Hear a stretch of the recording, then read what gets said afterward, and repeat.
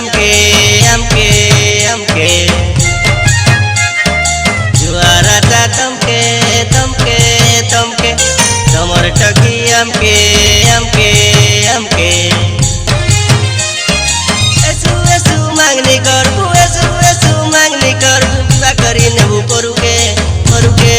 परुके जुआराता तमके तमके तमके तमर टकी আমকে আমকে আমকে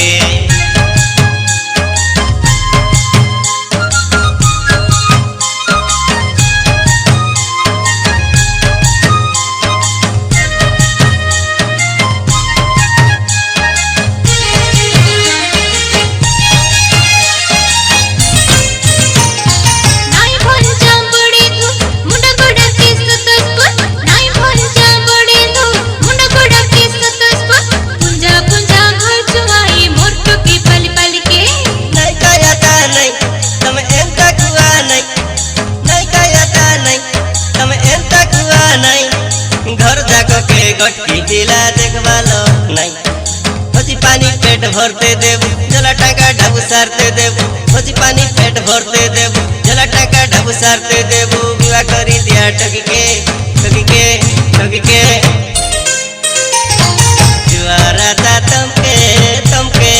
तमके तमर ठगी আমকে আমকে আমকে